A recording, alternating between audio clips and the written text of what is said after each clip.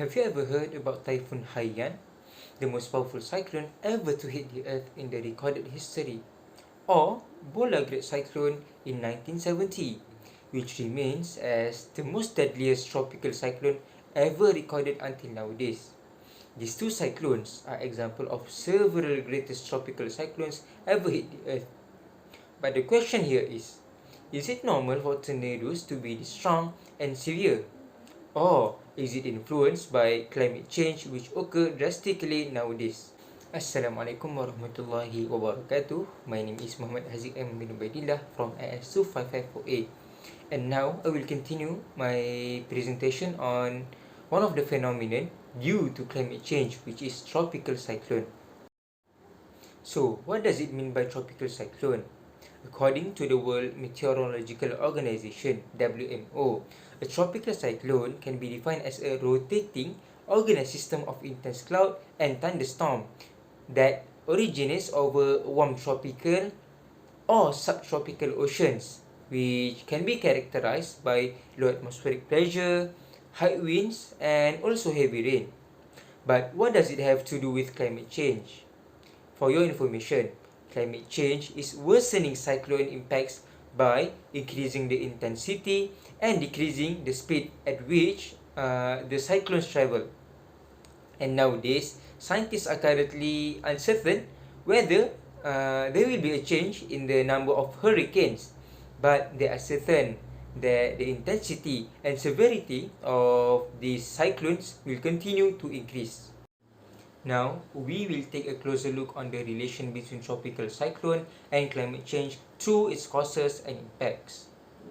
Firstly, when the world's temperature rises dramatically due to global warming, the sea surface temperatures also will rise. A warmer sea surface temperatures could intensify tropical storm wind speeds, giving them, the cyclones, the potential to deliver more damage if they make a landfall.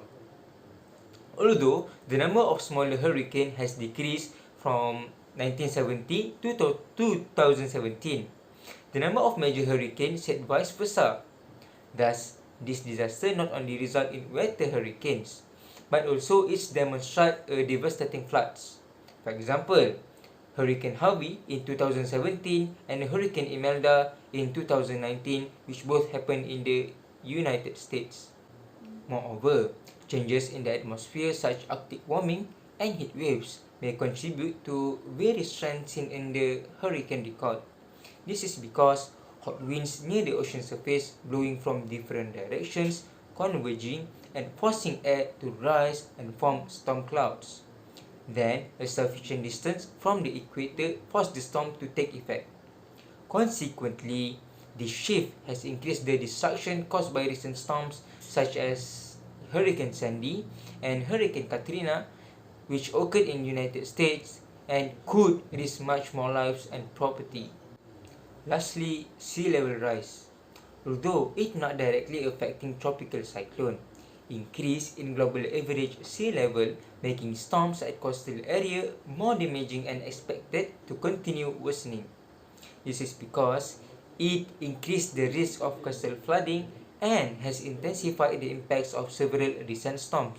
For example, a study conducted on Hurricane Sandy concluded that the current sea level increased the likelihood of flooding by 3 times and could be more severe in the future. Thus, coastal regions will experience the worst of these effects. However, what initiatives can be taken by us to reduce the impact of climate change on this tropical cyclone?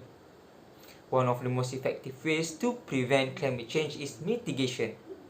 Mitigation, in this context, which is tropical cyclone, can be carried out by reducing the emission of greenhouse gases into the atmosphere which caused by human activities, for example, carbon dioxide and carbon monoxide, or by increasing carbon sink areas such as forests and oceans.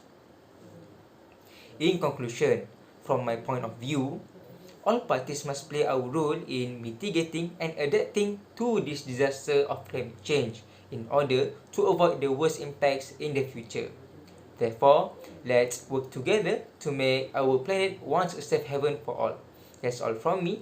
Thank you.